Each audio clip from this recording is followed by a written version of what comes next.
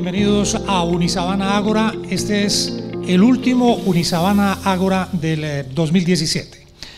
Hoy un gran invitado, el doctor Javier Meléndez, abogado de la Universidad del Cauca, especialista en Derecho Constitucional de la Universidad Nacional de Colombia, especialista en opinión pública y en mercadeo político de la Pontificia Universidad Javeriana, magíster en publicidad de la Universidad Jorge Tadeo Lozano. El doctor Meléndez ha tenido gran experiencia, especialmente en el manejo de la información web, en momentos en que se está manejando el Big Data como una de las tendencias más importantes de consumo de Internet en el mundo entero. El doctor Meléndez ha dirigido o ha estado como funcionario, como asesor y como asistente en varios programas de la Presidencia de la República, en el Programa Presidencial para el Desarrollo Integral de los Pueblos Indígenas de Colombia, ha sido asesor jurídico de la Dirección de Poblaciones del Ministerio de Cultura, profesor de periodismo en distintas facultades de comunicación del país, entre otras la Universidad Central y la Universidad de los Libertadores. Actualmente es asesor de la Presidencia Ejecutiva de la Asociación Nacional de Anunciantes de Colombia, ANDA. La charla que hoy nos trae el doctor Javier Meléndez es regulación web en la era del Big Data. Recuerden, nos pueden seguir por nuestras redes sociales, estamos transmitiendo en streaming, en video, en la página de unisabanaradio.tv, en la página web de la Universidad de La Sabana, también por nuestras redes sociales, con el numeral Unisabana Ágora. Allí pueden hacer también sus preguntas y sus comentarios. Al final del conversatorio que nos tiene preparado el doctor Meléndez, ustedes pueden hacer sus preguntas aquí en el auditorio y por redes sociales para quienes nos están viendo a través del streaming de video y de audio de Unisabana Radio. Sin más preámbulo, le damos la bienvenida al doctor Javier Meléndez. Doctor Javier Meléndez, muchas gracias por acompañarnos y bienvenido a este Unisabana Ágora.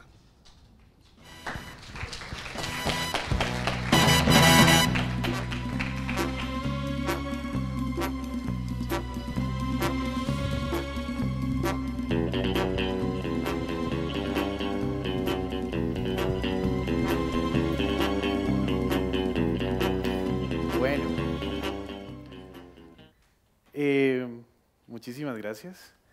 El sonido o la música que acaban de escuchar tiene dos propósitos fundamentales. La primera, pues cumplir un sueño de infancia, entrar alguna vez a alguna sala con el sonido del 007. Gracias. Y el segundo propósito es claramente ambientar un poquito la charla del día de hoy. Hoy quiero hablarles de espionaje. Antes que nada, pues muchísimas gracias por la invitación, abrumado con ese resumen de la hoja de vida, han sido supremamente bondadosos en esta universidad con nosotros, nos han atendido maravillosamente y esperamos volver pronto. El diccionario de la Real Academia de la Lengua define el espionaje como aquella actividad secreta que una persona realiza para recoger datos privados. Aquella actividad secreta que una persona realiza o lleva a cabo para recoger datos privados. ¿Alguien se atreve a decirme quién es el espía más famoso que conocen en este momento? ¿Señora? No me atrevería a repetirlo, tengo unos compromisos contractuales. Pero podría ir por ahí. ¿Algún otro? ¿Facebook? ¿Algún otro? En general, Internet. Pero no piensen, y yo creo que tengo pues, pinta de todo menos de loco paranoico que cree en conspiraciones y esas cosas. Pero sí tengo muy claro, y como un usuario asiduo de Internet, hiperconectado con todas las redes sociales, tengo como 6 correos electrónicos. Estoy seguro que mucha de la data que yo le proporciono a Internet tiene en un buen porcentaje la posibilidad de convertirse en una mejor utilización de Internet para mí, pero también en algún porcentaje tiene algunos peligros de los que debo ser consciente. Hoy les he traído un 1, 2, 3, me dijeron que debía ser breve, entonces El 1 es pues, una historia, el 2 es 2 conceptos y el 3 son 3 principios que me gustaría que se lleven para la casa después y para su práctica profesional cuando corresponda. Primero la historia.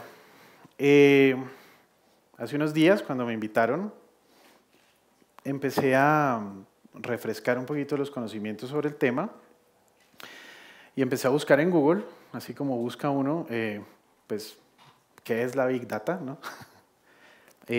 Mejores prácticas en Big Data, regulación de publicidad y manejo de datos en Internet. Por ahí me llegó un correo de la Federación Mundial de Denunciantes proponiendo una conferencia internacional en Tokio, entonces dejé lo que estaba haciendo y me fui a despegar.com a ver en cuánto estaban los pasajes. Después volví decepcionado de lo que estaba haciendo y busqué otras cosas. Después pregunté en Google, bueno, ¿cómo llego o cuánto me demoro para ir a la Universidad de La Sabana? ¿Sí? Y así, sucesivamente, unas cosas y otras. Si ustedes ven ahora mi página inicial de Facebook, pues tiene una mezcla interesante entre ofertas de pasajes al lejano oriente de despegar.com, ¿sí? Unas maestrías buenísimas en comunicación, ¿sí? Tiene temas muy interesantes de aprenda expresión corporal y hacer comunicación efectiva en conferencias publicitarias, etcétera, etcétera, etcétera. Si yo soy paranoico, eso me ha ocurrido solamente a mí. ¿A alguien más en esta sala le ha pasado? ¿A todos? Claramente, esta historia es una historia compartida, una historia que cada vez más vivimos y que cada vez más sentimos como propia. Esa era mi historia. Ahora, 2 conceptos. Si esto se puede hacer, es precisamente porque la tecnología ahora nos alcanza para ubicar datos a lo largo del mundo de diferentes dispositivos en tiempo real, gestionarlos, analizarlos y de ahí sacar lo que los publicistas llamamos insights, es decir, unos puntos de vista originales acerca de asuntos cotidianos. Entonces, aquí es importante hablar de estos 2 conceptos. El primero, el de la Big Data. Big Data básicamente describe la capacidad de acumular grandes cantidades de información, con un diferencial. Grandes cantidades de información que no pueden ser captadas ni gestionadas por otro tipo de herramientas de software o por otro tipo de procedimientos que no sean herramientas dedicadas especialmente al tema. Y ustedes me preguntarán, pero Javier, ¿esto es nuevo? Y yo les diría no. Las empresas desde siempre se han dedicado a captar data de sus clientes, a examinarla, a gestionarla y a sacar insights de ella. ¿Cuál es la diferencia con el Big Data? La diferencia es pues, que básicamente ahora se producen en 2 días una cantidad de datos equivalente a todos los datos que se produjeron antes del 2003 en el mundo. Y ese es un dato importante. Se producen, por ejemplo, 3 trillones de datos en 24 horas. Y las empresas del pasado se dedicaban a analizar datos estructurados. ¿Qué significa dato estructurado? ¿Alguien ha trabajado alguna vez en una tabla de Excel? Claramente, ¿sí? El dato estructurado es aquel que obedece, digamos, en la columna y la fila, obedece al dato que está proclamado en el encabezado. Es decir, en la columna donde dice nombre, pues ustedes van a encontrar el nombre del cliente. En la columna donde dice ventas totales, pues van a encontrar las ventas totales. Big Data se dedica a gestionar datos estructurados, semiestructurados y datos no estructurados. Y realmente es en los datos no estructurados donde está la mayor magia del Big Data. Saber cuál es la canción que a ustedes les gusta, a partir de la lista que han estado poniendo en Deezer, en Spotify o las canciones que han bajado en el iTunes, es realmente una cosa maravillosa. ¿Y por qué yo debería recibir unas boletas gratis para un concierto de Maluma si a mí me gusta Daddy Yankee? Es decir, eso no es culpa, mejor dicho, no debe ser una responsabilidad mía, es una responsabilidad de quien me quiera invitar a comprar unos tickets para un concierto. Sobre Big Data, quiero simplemente hablarles de las 5 Vs, de las 5 Vs del Big Data, que son las características que tiene esta técnica. La primera sería volumen. Y ya hablamos pues, que el diferencial del Big Data es que presenta grandes cantidades, exabytes de información. Algunos estudios dicen que nosotros no estamos todavía procesando ni siquiera el 1% de la información que se produce a diario en Internet. La segunda V del Big Data es la velocidad. Y la velocidad es importante. Claro, producimos mucha cantidad de información, captamos mucha cantidad de información, pero debemos hacerlo rápido, debemos hacerlo en simultaneidad, debemos hacerlo de manera fluida. Porque daría igual si captamos muchos datos, pero no los procesamos, los dejamos ahí en espera. O también daría igual si esperamos a tener, por ejemplo, yo quiero los datos de este mes, y esperamos al último día para procesar los datos y sacar nuestros insights. Las costumbres, los hábitos de los consumidores, el behavior online de los consumidores cambia de un momento a otro. Una diferencia de un día, una diferencia de una hora, una diferencia de algunos minutos en el comportamiento online de los clientes puede ser la diferencia entre muchas ventas o pocas ventas. Entonces, la velocidad es fundamental. La variedad es la otra tercera V del Big Data. La variedad implica que estos datos no solo se recolectan ahora, como les decía, de soportes estructurados. Es decir, no solamente estamos recibiendo tablas de Excel que luego procesamos, estamos recibiendo la data del GPS de tu celular, estamos recibiendo cuántos clics das en la página de internet antes de encontrar supuestamente lo que buscas. Estamos mirando cuánto tiempo te demoras en la página o cuánto tiempo estás hojeando la publicidad o si juegas los juegos que te proponemos o a quién le das like en Facebook o qué temas estás reposteando en Instagram o qué canciones se escuchan en Deezer. Entonces toda esta data no estructurada llega, se soporta, se gestiona y se analiza en tiempo real. La cuarta V del Big Data sería la veracidad. Y aquí ahí empiezan a existir algunos problemas, sobre todo con la data no estructurada. Y es que, ¿cómo sabemos si el software que está o el algoritmo que está prediciendo tus gustos lo está haciendo bien? Es un poco el pálpito que tiene la máquina, pero podría estar equivocado. Digamos que uno estaba enfrentando una situación difícil en su vida y la lista de reproducción de siempre pues, no es suficiente, entonces toca escuchar otras canciones que yo nunca escucho en mi diario vivir. Y en la medida que lo hago, pues el algoritmo va a detectar el cambio y va a decir, bueno, esta persona está cambiando de gustos, ¿no? Entonces, de pronto, la semana siguiente, ya superada el problema, la coyuntura, voy a tener que escuchar alguna música que ya no me gusta o que no es apropiada. Entonces, la veracidad del dato es importante y todo lo anterior termina formulando la última V de la Big Data, que es el valor del dato. El valor del dato es cuál es la capacidad de esa data para producir información que sea relevante para el negocio.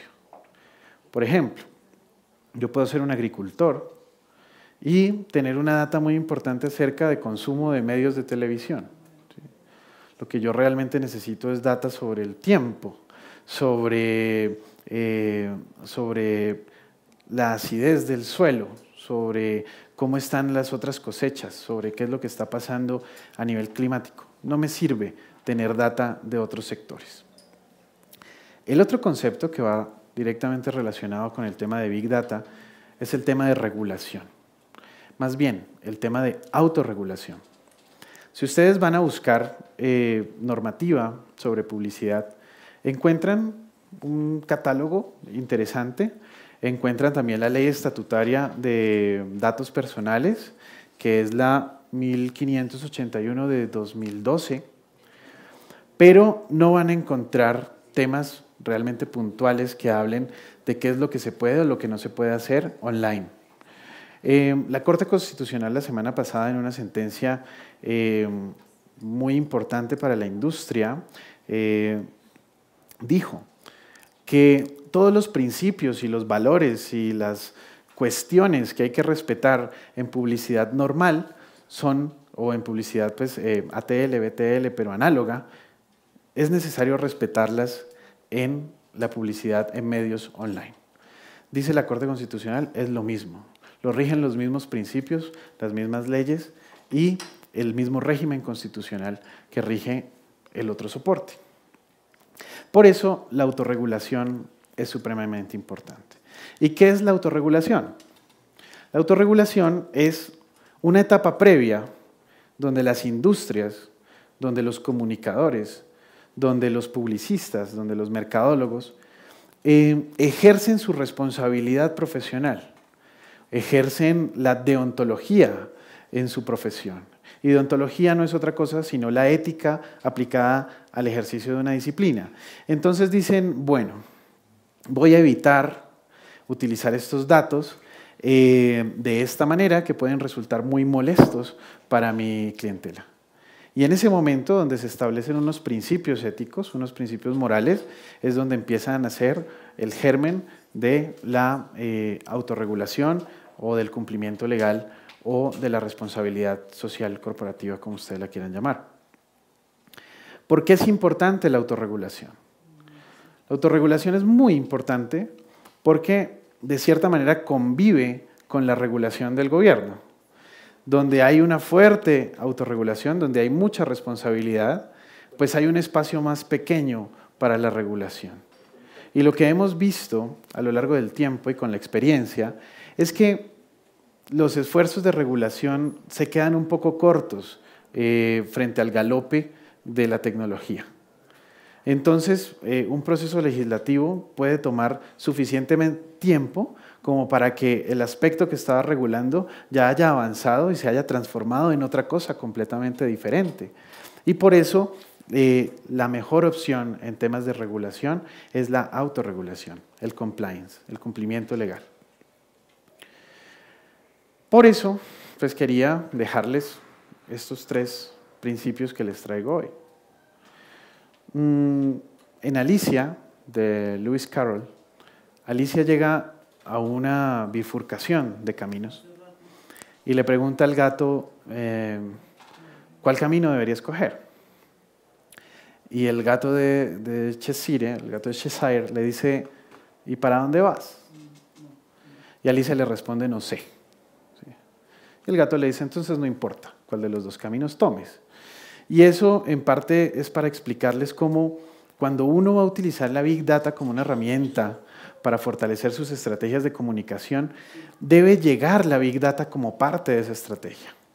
Es un error adquirir los paquetes de datos, adquirir los servicios para mirar, bueno, después de que nos leamos todo esto, pensamos, a ver, ¿qué hacemos? No, la data debe llegar respondiendo a una necesidad que hace parte de una estrategia ya establecida. Segundo,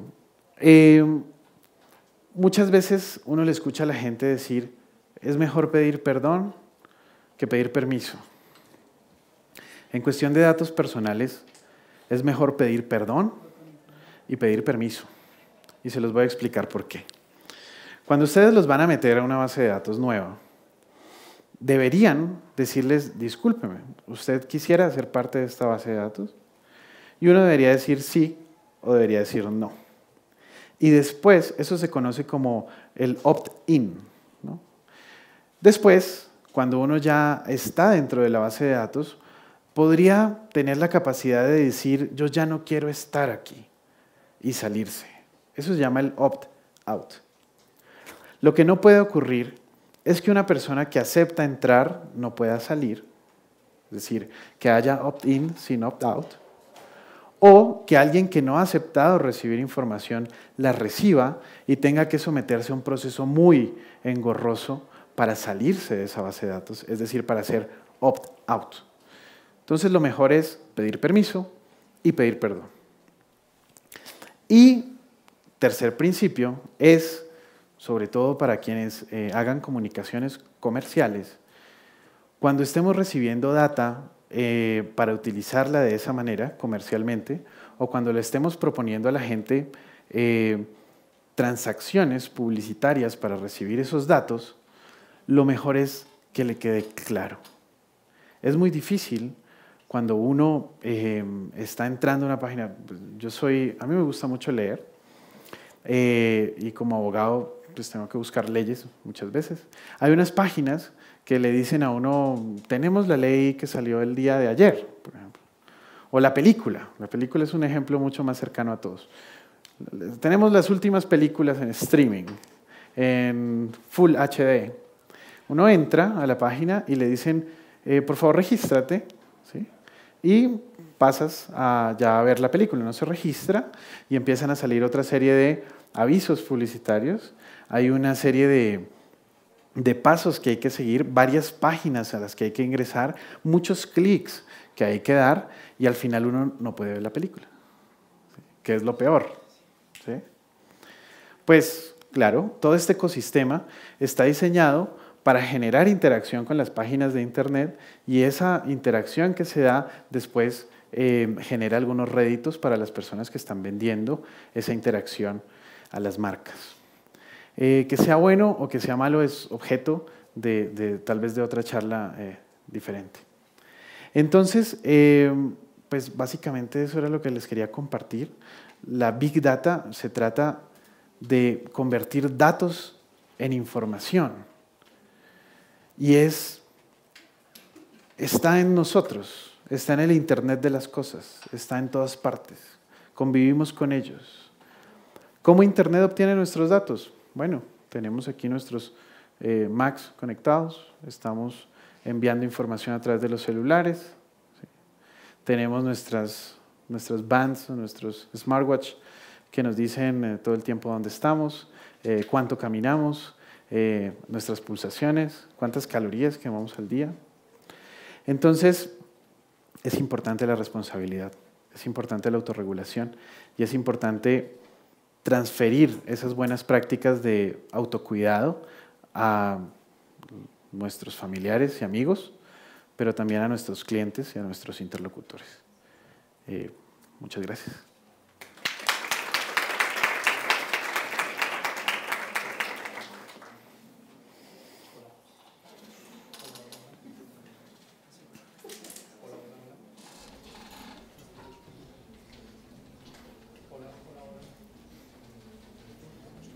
Muchas gracias, doctor Javier Meléndez.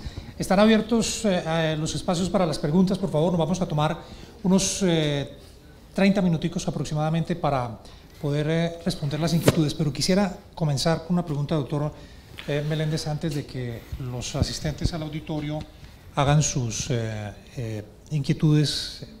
Es qué tan vigilados estamos, qué tanto sabe quien opera el sistema en Internet o las empresas que operan esa información de Big Data en Internet, qué tanto saben de nosotros, qué tan vigilados estamos, qué tanto nos conocen con relación a cómo ocurría antes del Internet. No, pues es una diferencia del cielo a la tierra. Seguramente si yo me meto ahorita a Google y busco su nombre, voy a encontrar una gran cantidad de información proporcionada por usted o proporcionada por algunas empresas con las que usted ha tenido relación. Eso en un primer plano de búsqueda. Si uno es un poquito, lo que se llama stalkear, ¿no? Puntualmente. Si uno es un poquito más comprometido con la búsqueda, puede encontrar otra cantidad de cosas. Puede encontrar documentos de identidad, puede encontrar cuentas bancarias, puede encontrar dónde ha estado, puede revisar sus redes sociales y hacerse una buena idea de quién es su círculo cercano de amistades, de familia, puede tener varia información de esa, y esa solo es la información personal, es información que le sirve a alguien interesado en conocerlo. Pero cuando usted busca cómo reparar una lavadora, esa búsqueda puntual entra a una base de datos que comparten algunos proveedores de ese tipo de servicios, y no tiene nada raro que en la semana siguiente le llegue un comercial a su Facebook donde diga descuentos en lavadoras en tal marca a tal precio durante tantos días. Y claramente, digamos, es un fenómeno global, es un fenómeno muy importante, pero es un fenómeno que para mí no es dañino, no es maligno, ¿sí? Es decir, uno no está pensando en que haya un interés detrás de eso, más que mejorar el alcance de la prestación de productos y servicios. Entonces, lo importante es ejercerlo con responsabilidad. Cualquier herramienta, en últimas, cualquier herramienta, desde una piedra hasta el procesador de datos más avanzado, puede hacer mucho bien o puede hacer mucho mal, dependiendo de quién la tenga en la mano y para qué la utilice. Bien, ¿quién tiene pregunta por acá? Puede levantar la mano, el micrófono lo tiene Juan Pablo, pueden pedir el micrófono para... Está muy tímido hoy el público. Le repito, hago otra pregunta, doctor Meléndez. ¿Hay algún tipo de regulación, digamos, del Estado colombiano? ¿Las leyes establecen algún control a las compañías que manejen esa información, esa data? Si uno se siente vulnerado en su derecho, porque como bien lo mencionaba usted en la conversación, en la charla, el usuario puede o debe tener la facilidad de ser retirado de esas bases de datos cuando no quiere estar allí. Si se siente vulnerado en el derecho, ¿cuál es el procedimiento? ¿A dónde acudir? ¿Con quién se queja la persona afectada? Como les decía, está la Ley Estatutaria de Protección de Datos Personales. Es una ley estatutaria porque el dato personal es un derecho fundamental. Y la ley trajo una obligación que en este momento están cumpliendo todas las empresas anunciantes, o para ser más preciso, todas las personas naturales o jurídicas que manejan bases de datos. Esta obligación es la obligación de registro en una entidad que se ha creado que se llama el Registro Nacional de Bases de Datos. Es una información que si no se entrega a la Superintendencia de Industria y Comercio, si no se registra con ellos, genera unas multas muy importantes, y lo que queremos es, o lo que quiere la superindustria es normalizar el uso un poco de las bases de datos de clientes, de colaboradores o de proveedores de servicios que tengan las empresas.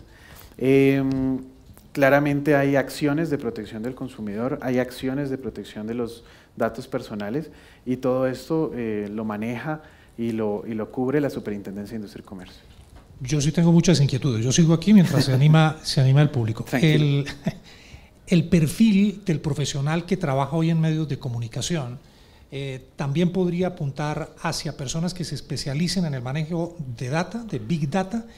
¿Qué tipo de perfiles, por ejemplo, podría requerirse para una compañía de medios de comunicación, de publicidad, que es el espacio en el que usted se mueve también, podría interesarle como perfil profesional a una compañía de esas, de un estudiante o de una persona que se quiere especializar en el manejo del Big Data?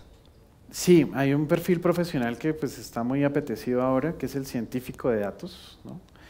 El científico de datos pues no es sino una persona que tiene conocimiento en el análisis de estas grandes sábanas de información y gráficas y todo lo demás, pero que también tiene una orientación comercial. Es decir, que sabe ubicar estos insights, como les decía, o sea, estas apreciaciones originales sobre temas cotidianos, y sabe transformarlos en orientaciones de negocio. Entonces, el científico de datos simplemente es alguien que cuando le llega el reporte de los datos que ha solicitado, dice, logra interpretar los números y dice, aquí está nuestro problema puntual de este mes en cuestiones de ventas, ¿no? La gente bajó su satisfacción en el uso de, no sé, con nuestras vitrinas, con nuestro punto de venta, se quedó menos tiempo, paró menos tiempo al frente de la vitrina. Entonces necesitamos hacer cosas más llamativas, necesitamos mejorar la disposición. De pronto la gente, teníamos un índice de navegación en la página que era de 5 segundos, por decir cualquier cosa. Y durante el mes pasado el índice de navegación bajó a 1 segundo. Entonces uno se preguntaría, pero bueno, ¿qué fue lo que pasó ahí? Y es el científico de datos el que necesita conectar los puntos, como en los libros de los niños, conectar los puntos para mirar qué es lo que está ocurriendo y ofrecerle a la alta gerencia un insight, una solución basada en la data que ha estudiado. Creo que era Steve Jobs el que decía que el petróleo de la actualidad eran los datos, es esa información que deja usted en el uso del celular, en el uso de las páginas de internet, y que ahí hay una enorme mina de dinero por explotar. Yo creo que eso era correcto cuando lo decía Steve Jobs. Ajá. Pero ahora y hacia adelante, la moneda ya no va a ser la data, la moneda va a ser la confianza.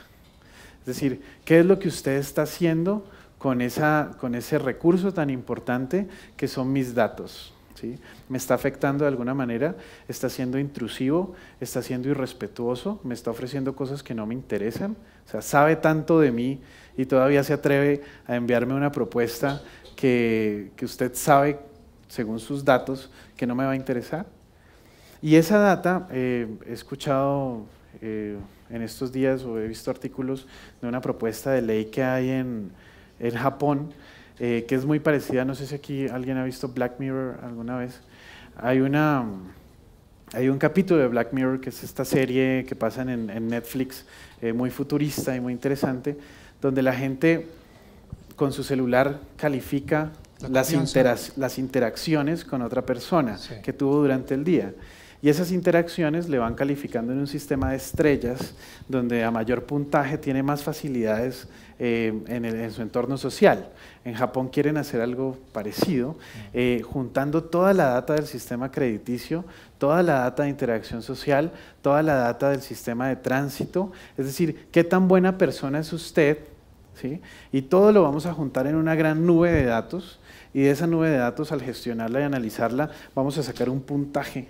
Y eso es qué tan buen ciudadano es usted, y de acuerdo a ese puntaje lo vamos a clasificar mejor para recibir un préstamo más grande, para que la matrícula del carro le salga más barata, o que el seguro le salga gratuito, o le bajen las cuotas, o tenga acceso a cosas, ¿sí? Tenga acceso a créditos. Si usted es padre, si tiene familia, si se cuelga o no con las deudas, todo eso hace parte de posibles aplicaciones de Big Data que en realidad, como le digo, podrían solucionar muchos problemas. Es decir, recuerdo ese capítulo de Black Mirror, y usted nos dice, podemos estar muy cerca de eso, es decir, que la confianza de las personas para sacar un préstamo bancario, por ejemplo, esté basado en la interacción en las redes sociales, en qué tan buen prestigio tiene en las redes sociales.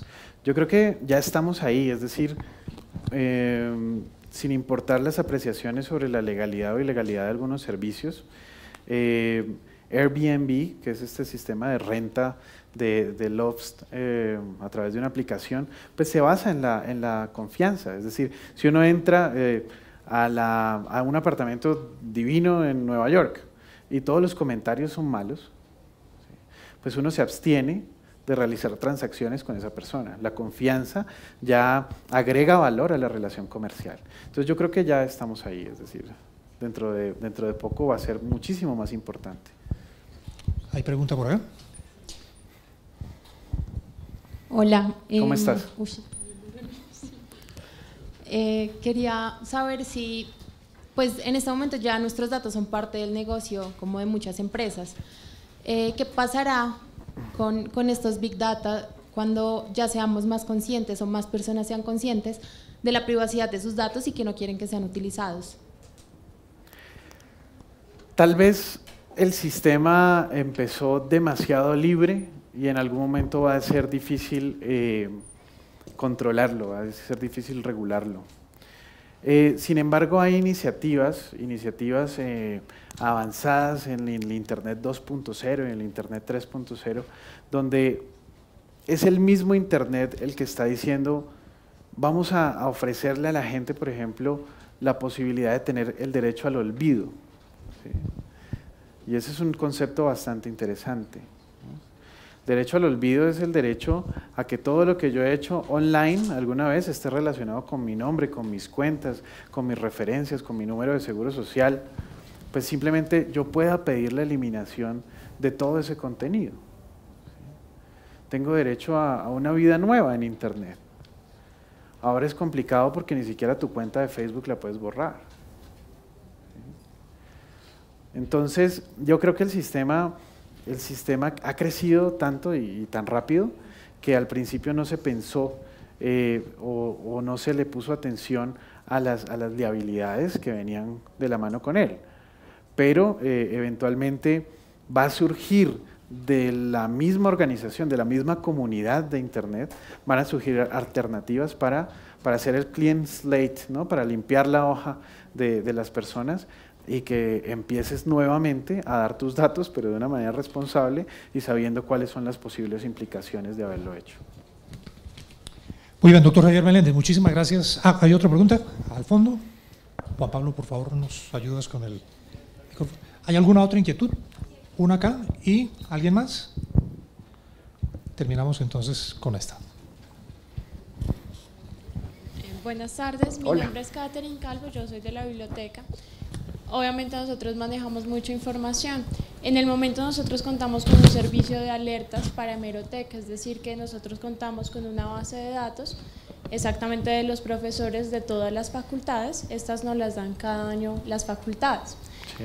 Nosotros enviamos mensualmente todos los nuevos ejemplares que llegan a la biblioteca, pero no tenemos autorización de parte de los profesores para enviarles esa información. Esto lo hacemos a través de los correos institucionales, algo así como el campus virtual. ¿Estamos violando la ley de habeas data o tenemos que pedir autorización para enviarles ese tipo de información? Claramente, sí, completamente sí. A ver, ¿qué pasa? El tema con los datos personales es pacífico hasta que hay un problema, ¿sí? Y cuando hay un problema ya es demasiado tarde. Lo que uno debería tratar es de ponerse al día con la normatividad. Entonces no cuesta nada el día de mañana, en un ratico que haya, mañana es viernes, ¿verdad?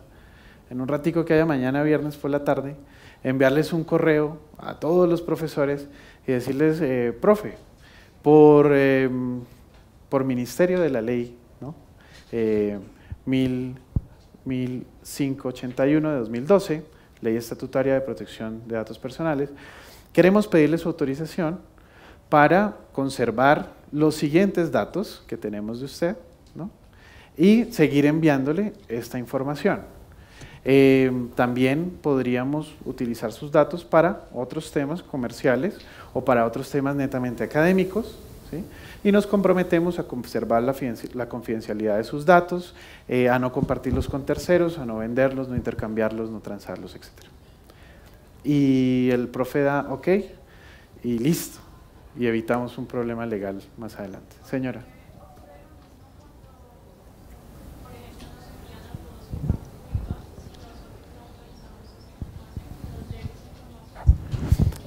Idealmente, cualquier persona que maneje una base de datos y tenga contactos masivos con clientes, ¿sí?, debería haber tenido la precaución de haber solicitado su permiso. Claro, yo me imagino que cuando alguien, por ejemplo, entra a estudiar a la universidad, como parte de sus compromisos con la universidad, está pues estar pendiente de recibir la información, aceptar los canales, usar el correo electrónico y todas esas cosas. Entonces uno podría asimilar como que hay un compromiso acerca del tema y que ningún estudiante va a estar interesado en no recibir información académica de la universidad. Pero hay que hacerlo explícito, porque en el momento en que la Superintendencia de Industria y Comercio empieza a revisar la validez y la legalidad de esas bases de datos, puede decir dónde está su autorización para manejar esta base de datos, compartir información con estas personas, y en esa medida puede haber una dificultad legal hacia adelante. Bueno, mi pregunta va mucho más como relacionado al tema de la confianza. Yo quiero saber cómo se podrían utilizar esa gran cantidad de datos para gestionar la confianza cuando ya la gente está perdiendo la confianza en las plataformas digitales. Es decir, ya yo no quiero decirle a Facebook que me gusta X o Y porque yo sé que va a utilizarlo nuevamente. ¿Sí me hago entender? O sea, lo que preguntaba la compañera, ¿cómo hacer si ya la gente no quiere, o sea, se está volviendo más consciente de que sus datos están siendo utilizados? Entonces, ¿cómo gestionar esa confianza o potenciarla en su defecto cuando la gente ya no está dispuesta a brindar sus datos? Yo no estaría completamente de acuerdo en el tema de que no está dando sus datos. Yo soy, por ejemplo, de los que autoriza todas las aplicaciones que me piden permiso. Yo le doy OK, porque pues si no, no accedo al servicio. Yo pienso que la gente es más proclive a dar sus datos que a negarlos, inclusive sin entender algunos riesgos. Pero si tú me preguntas desde el punto de vista de la comunicación, ¿cómo yo potenciaría eso? Sería haciendo evidente la relación costo-beneficio de la exhibición de mis datos o de la pérdida de control sobre mi dato versus los servicios que están mejorando en la medida en que hay más información mía online. ¿Sí? Es que el ejercicio de transparencia mejora muchísimo todo. Lo que pasa es que tenemos mucho miedo de hacer evidente lo que estamos haciendo. Entonces, si yo te digo a ti, mira, yo realmente te estoy siguiendo todo el día, ¿sí? Veo cuáles son tus filtros favoritos, cómo te tomas las fotos y todo, pero es realmente para ofrecerte mejores servicios, para saber qué tanta edición haces de tus videos, para ver si puedo sacar una aplicación que lo haga en un solo clic, para que tú no te preocupes por eso, ¿sí? Quisiera saber o quisiera ofrecerte mejores rutas para llegar a la universidad, y para eso necesito saber pues cuándo te levantas, cuánto tiempo te demoras caminando hacia donde tienes que tomar el transporte, qué rutas tomas, dónde hay embotellamientos y todo lo demás. Es decir, un sistema de tránsito de una ciudad administrado a través de la Big Data, de todos los dispositivos móviles que se están movilizando, que se están transportando, pues no tendría por qué tener trancones. Es decir, la gente sabría en qué momento el semáforo debe durar más, debe durar menos, cuándo habilitar rutas, cuándo ofrecer rutas alternas, ¿sí? Entonces yo creo que le tenemos mucho miedo a decirle a la gente, realmente tenemos bastante información tuya, pero esto se traduce en este beneficio enorme para ti, en estos servicios que estamos montando nuevos, en estos productos que estamos montando nuevos. Porque la transparencia hace eso, facilita las relaciones. Ya si tú no quieres, pues ya te sales y yo te devuelvo tu data. Pero si tú crees que Spotify te ponga la canción perfecta en el momento perfecto, cuando tú abres la aplicación, eso tiene un costo. Saber cuál es la próxima tendencia en ropa, qué colores están bonitos, qué colores no están tan bonitos, qué necesitas. Eso tiene un costo. Lo que yo propondría sería hacer evidente la relación entre costo y beneficio y que la gente escoja. ¿La pregunta? Señor. Primero, buenas tardes. Mi pregunta rememora un poco lo que ahorita mencionaba el profesor William Calderón acerca de la legislación. Yo creo que la mayoría aquí sabemos que hay una diferencia muy grande entre que exista una ley a que se cumpla esa ley. Y me parece que hay un caso que es muy crítico por su gravedad dentro del Big Data, que es el caso de los call centers. Conozco de los casos porque he tenido la posibilidad de hablar con gente que trabaja en los call centers y lo que hacen es tomar información que muchas veces, esto pues lo menciono porque me lo comentó una persona que trabajaba allá, son los mismos bancos los que venden la base de datos o incluso plataformas en internet donde se realizan compras para otorgar datos sobre las tarjetas de crédito de las personas. Entonces la modalidad es que cuando a ti te llaman, solamente te dicen, bueno, te vamos a leer las primeras 4 cifras de la tarjeta de crédito y usted solamente nos confirma las otras 4. Entonces, pues me parece que es un negocio que va y que viola claramente mucha de la legislación que acá se ha mencionado. Y entonces mi pregunta específicamente es, ¿realmente se cumple toda la legislación que ha estipulado el Estado para controlar el uso de los datos masivos? Y en particular, ¿qué hacer con estos call centers que violan todas las leyes y pues que es un negocio que se está multiplicando porque realmente es muy lucrativo? Gracias. A ver,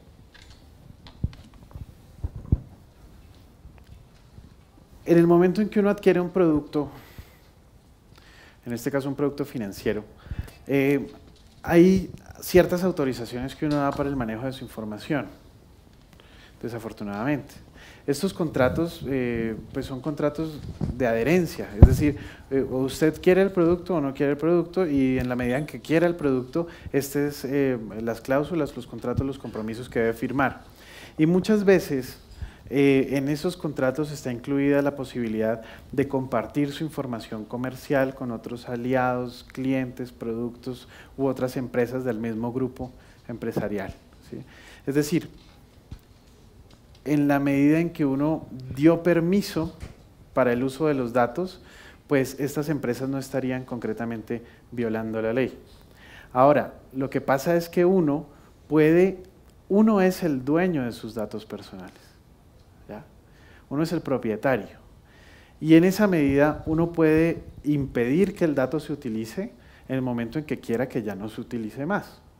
Y para eso pues está la Ley Estatutaria de Datos Personales, es simplemente poner la queja en la Superintendencia de Industria y Comercio y pedir que sea dado de baja de las bases de datos. Ahora, le entiendo la frustración, muchas veces uno pide que lo den de baja y lo vuelven a llamar, y pide que lo den de baja y lo vuelven a llamar. Ese ya es un problema legal mucho más importante que también se tramita a través de la misma superintendencia. Pero yo le diría que inicialmente uno, al adquirir el producto o servicio, dio la autorización inclusive sin saberlo. Porque ¿cuántos estamos acostumbrados a leer pues, el contrato completo? No todos. Y de todas maneras, si ahí dijera que van a compartir mi información con otros aliados, ¿yo dejaría de tomar la tarjeta de crédito? ¿O diría, no, qué pena, ya no quiero el préstamo? ¿Sí? Pues de pronto no. Muy bien, muchas gracias, doctor Meléndez, muchísimas gracias. A usted, muy amable. Muchísimas gracias por acompañarnos. Y como les decíamos, este es el último Unisabana Ágora de este año. El próximo año tendremos nuevas versiones, nuevos invitados y estaremos nuevamente con cada uno de los departamentos de la facultad que están liderando estos espacios de Unisabana Ágora. Muchas gracias a todos por acompañarnos y hasta una próxima oportunidad.